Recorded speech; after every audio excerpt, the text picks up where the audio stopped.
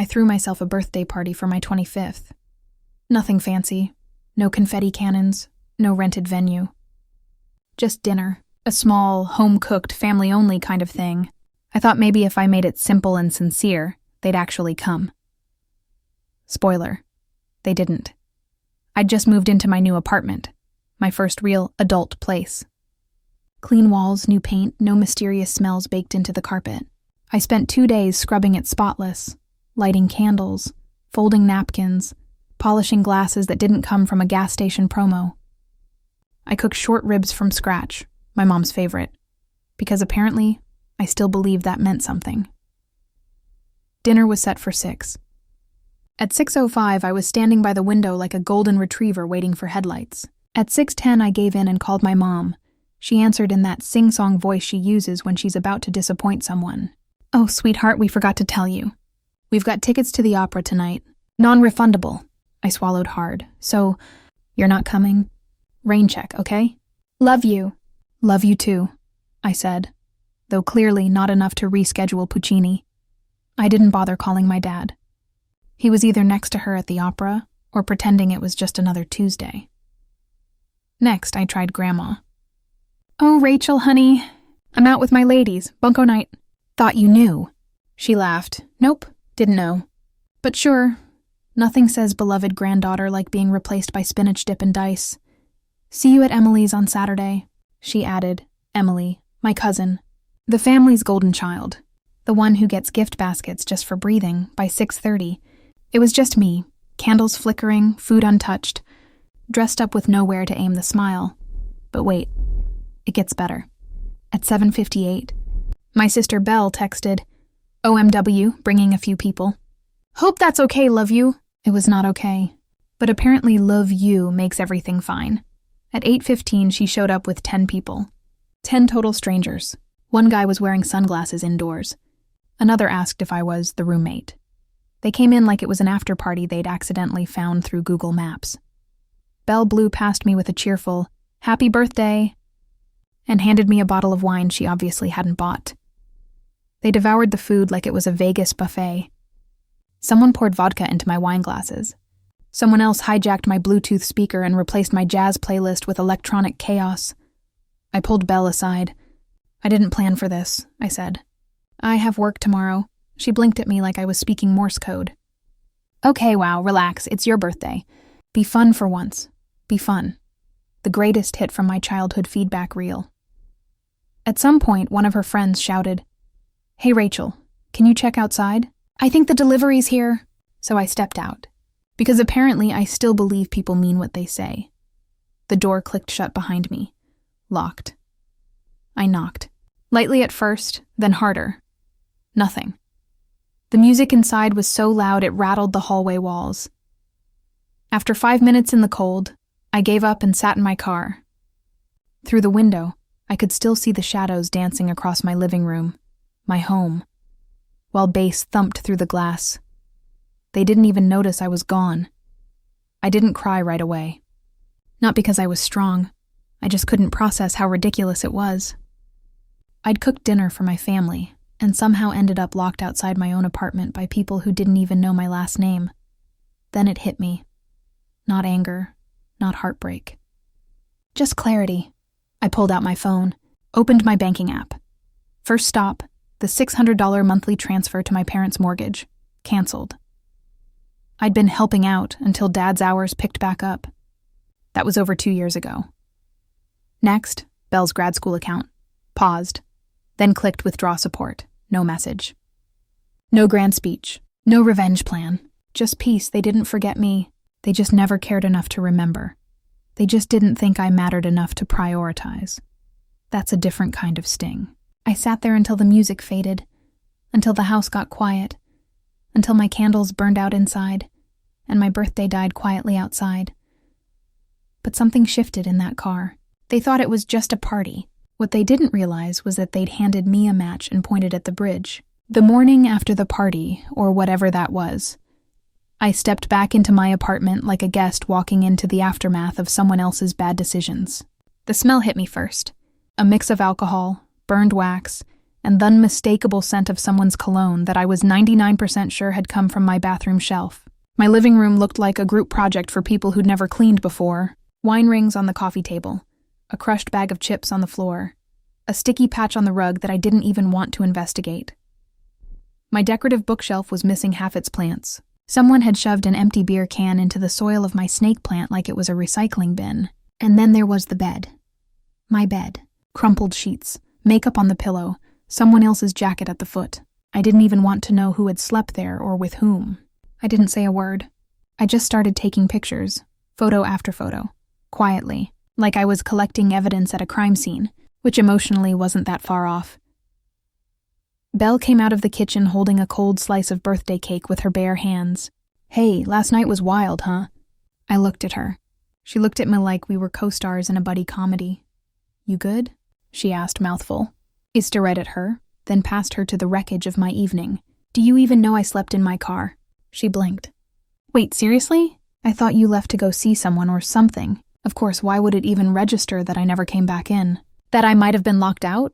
That maybe, just maybe, I didn't want to spend my birthday shivering in a Honda Civic while strangers used my toothbrush as a stirring stick." She laughed. "You're so dramatic sometimes." I mean, it was just a party. I didn't answer. I didn't have to.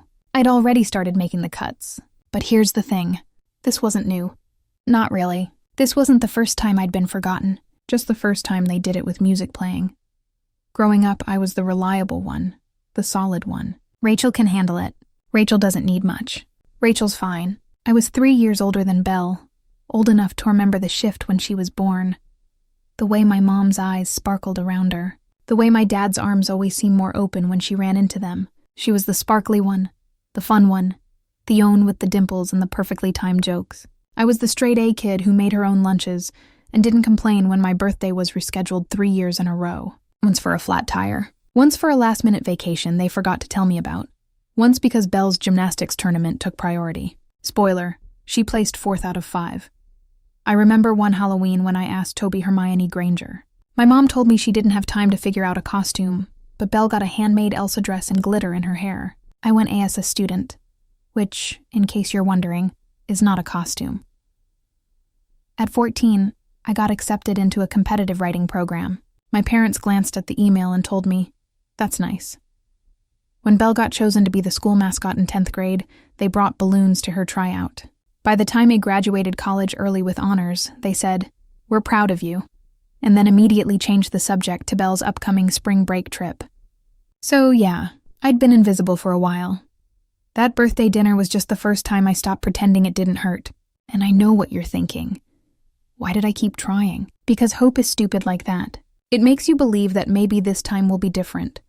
That if you just do enough, if you just dare enough, they'll see you. So I kept showing up. I helped pay the mortgage when my dad's got cut.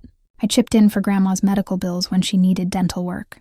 I paid a third of Belle's grad school tuition because she said she couldn't focus on studying with money stress. I was always the helper, the fixer, the invisible scaffolding holding up their lives. But that morning, standing in my own apartment like a stranger in someone else's mess, something shifted. Belle went back to scrolling on her phone. One of her friends emerged from the bathroom looking like a raccoon who'd lost its will to live. No one offered to clean. No one said thank you.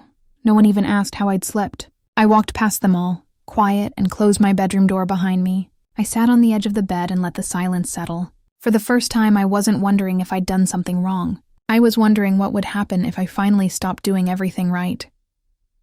Belle left without saying goodbye.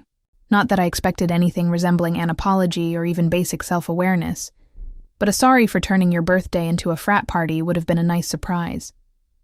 She didn't text. She didn't call. She didn't even fake concern about the wine-stained rug or the fact that someone had slept in my bed with their makeup on and left half a lash strip on the pillow. So I sent her the invoice. It wasn't passive-aggressive. It was just aggressive and accurate. 1235 itemized $300 for professional deep cleaning. Yes, that was wine in the floorboards, $150 for new bedding, $85 for a ruined rug, $90 for a replacement decanter, and $610 to replace my sanity. Kidding mostly. I attached photos of the damage, included a due date, and sent it with the subject line. Cost of chaos, No snarky message, no emoji. Just the facts. She read it, left me on scene, then posted it to Instagram. Not the whole thing, obviously. Just the total in the first line, cut off for dramatic effect. My sister invited me to her birthday dinner and then sent me a bill. Paul underneath. Insane or iconic? Apparently I'm the villain in her story. The neurotic big sister who dared to ask for compensation after being locked out of her own apartment. The comments were about what you'd expect. What kind of psycho charges, family girl? What did you do? She sounds like she watches true crime and takes notes. My personal favorite. This is why I don't talk to my sister either. They're always jealous. Jealous of what? Her minimum credit score, her ability to weaponize brunch. It would have been laughable if it didn't sting. Because in that moment, I realized something. She really didn't think she'd done anything wrong. Not just Belle. None of them did. The next day, the phone rang. Mom, because of course. Rachel, she said immediately exasperated. What is this thing Belle posted? Did you really send her a bill? She trashed my apartment. I said that wasn't a visit. That was a home invasion with wine coolers. She said it was an accident. So was Chernobyl. She's your sister. You keep saying that like it's a coupon for free labor. There was a pause. Then the real reason for the calendar I heard you pulled out of the tuition payments. Ah, there it was. I did. You could have given us a heads up. You could have shown up to dinner. That's not the same. No, I said one is common courtesy. The other is me financially carrying a woman who doesn't know how to use a trash can. She gasped. That's cruel. She posted my invoice on Instagram with a crying laugh emoji. I think the cruelty ship has sailed. Another pause longer this time. Then we're asking you to reconsider. I let the silence stretch. Because she needs the help? I asked. Or because you do? Click. Guess she didn't like the question. The day after that, my dad called, which was like a lunar eclipse, rare, weirdly timed, and usually followed by a sense of dread. You know your mom's upset. She usually is. We might have to cancel our trip to Arizona. You know that, right? Right, I said, because I stopped covering your mortgage a beat. We relied on that, he said. And for once, he didn't sound angry, just tired. We weren't expecting you to just cut it off like that. You weren't expecting me to grow a spine, he sighed. You're making this all about money. No, I said. I'm making it about respect. Another pause. You're throwing away your family over a bad night. That's the thing, I said. It wasn't just a bad night. It was the final one. Then came Belle. She didn't call. She just showed up. Hair messy, hoodie oversized, phone in hand. I opened the door and leaned against the frame. Hey, she said. I waited. I got dropped from the tuition plan. I'm behind on rent and now I have to get a job. Like an actual job. I raised an eyebrow. That's usually how it works. I've never worked during school before, and I've never been locked out of my own apartment before. We're both experiencing growth. She narrowed her ease. You're punishing me. No, I said. I'm just not volunteering for more damage. She stared at me like I was speaking a different language. And maybe I was because I was speaking in limits, boundaries, things she'd never been asked to understand before. I don't have time for this, she muttered. Then turned and walked away. Good. I didn't either. That night, I sat on my freshly cleaned couch in my freshly cleaned apartment and finally breathed. I wasn't waiting for another apology that wouldn't come. I wasn't hoping they'd text me first. I wasn't checking social media to see if someone had posted another vague insult about cold-hearted sisters. I was just alone. But for the first time, it didn't feel lonely. It felt like mine. The notification came in at 3:17 a.m. Your card was used for a $2,438 payment at P&W Tuition Services. I stared at it for a second, assuming it was some kind of delayed charge. But then, Umber didn't match any previous invoice, and I definitely hadn't approved a payment in the middle of the night. And then it hit me, Belle. I'd forgotten that card was still linked to her school's online portal. Rookie mistake.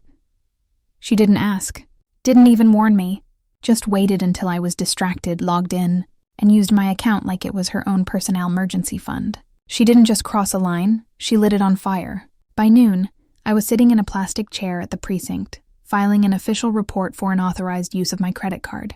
He also handed over the photos and itemized damage list from the party I never wanted. It wasn't petty. It was necessary because if no one else was going to draw the line with her, he would. She called the next day. Unknown number. I only picked up because I thought it might be the bank. Rachel. Her voice cracked like it had been holding everything back until now. I'm at the police station. I didn't say anything.